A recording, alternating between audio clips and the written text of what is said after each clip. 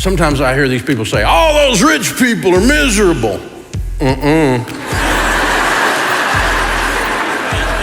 I borrowed too much money, and we were doing a lot of it on 90-day notes because we were flipping these houses, and our bank, our largest bank, got sold to another bank out of state.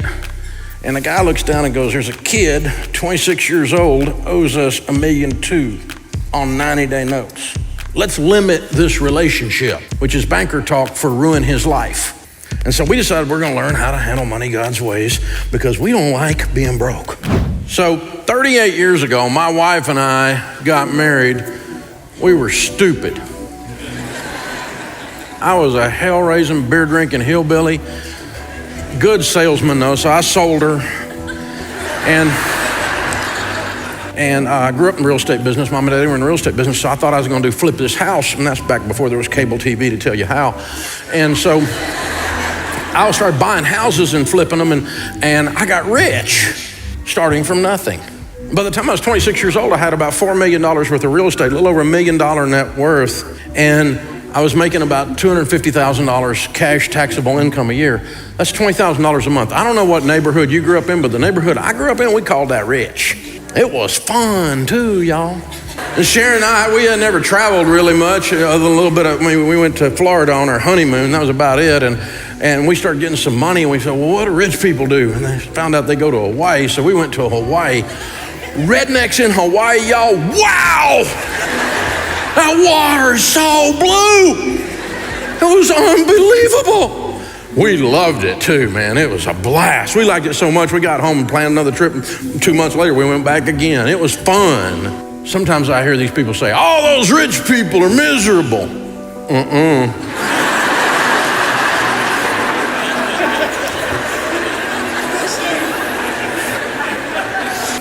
So we're cruising along, everything's pretty good, and only I had done some stupid stuff.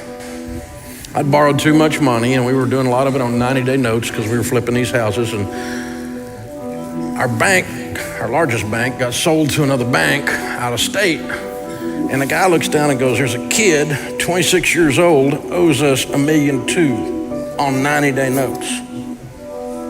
Let's limit this relationship, which is banker talk for ruin his life. And we weren't late on a single note, but they called all our notes because under the paper I signed, they had the rights to do that if they just squirreled, and they squirreled. Our second largest lender heard we were in trouble and called another $800,000, so we got $2 million due almost immediately, and it's all tied up in real estate. We spent the next 2.5 years of our life losing everything we owned. One year I made $250,000. The next year my taxable income was $6,000. Spent the whole year selling stuff trying to pay my bills because I was told you're supposed to pay your bills if you say you're going to. 2.5 years later, we were at the bottom. Our marriage is hanging on by a thread because the number one cause of divorce in North America today is money fights and money problems. We didn't get a divorce. Sharon said, I would have left, but I didn't have a car.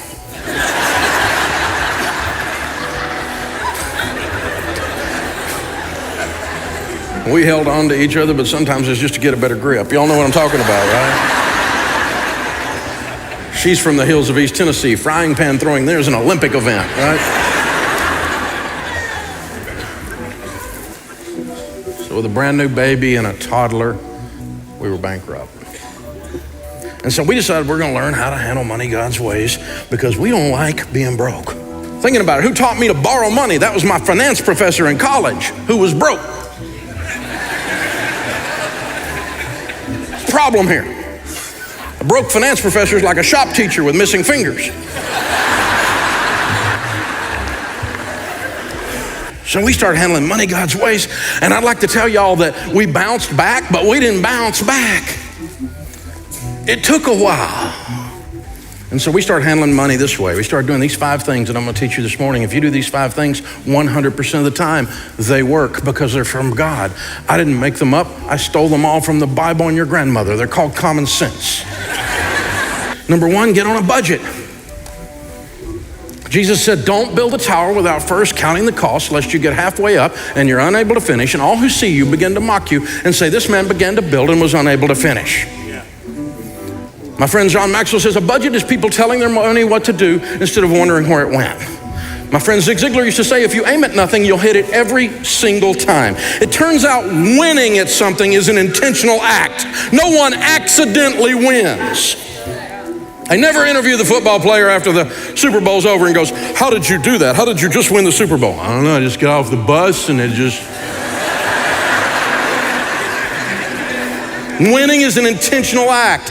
If you're gonna have a great marriage, you're gonna work at it. If you're gonna have great kids, you're gonna work at it. Dave, how'd your kids turn out? The nurturing of their mother, the fear of their father. We had a plan. All the boys in the youth group are scared of you. Great! Awesome. Keeps away wusses and jerks. We don't want those as sons-in-law or daughters-in-law. You know, it's just a plan. It's an intentional act. Winning, you don't win with money accidentally. You're not going to win the lottery. The second thing is get out of debt. The borrower is slave to the lender. And so what happens is we go to school and we get us a little student loan. Got to have old Sally Mae in our life. And then we get a MasterCard. Borrower's slave to the lender, so we should get a master. And then we go buy a car we can't afford. We know we can't afford it because we have payments on it. And then we go buy a house we can't afford. And we look up 7 years into our brand new marriage, trying to live the same standard of living our parents were living, only it took them 35 years to get there. And we fast forward with debt into something we can't afford. We can't breathe and we're stressed out. All the money comes in, all the money goes out. And now all we do is think about how we're going to make it to Friday. We make $85,000 a year and we don't have the money for food. And this is normal in America today. People come in our office, they look like this all the time. They're like, dude, can you get me out? Yeah, I'll get you out. It's going to hurt though. What do you mean? We're going to have to amputate the Tahoe.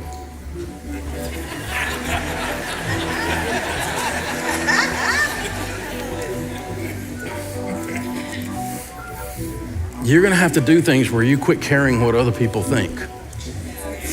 You're gonna have to quit spending money you don't have to buy stuff you can't afford when money you don't have to impress people you don't even really like.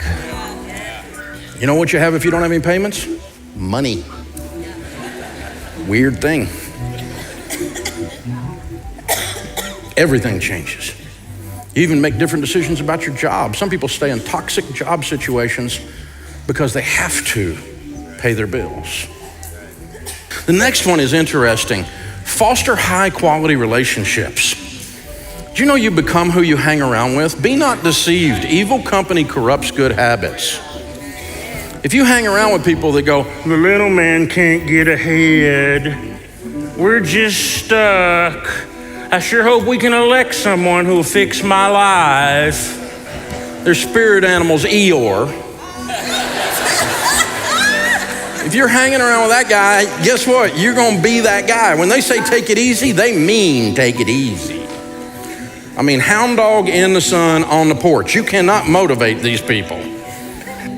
I'm not talking about be snubby to other people. I'm nice to anybody, whether what religion you are, or even if you're from New York. I mean, I'm gonna be nice to you, okay?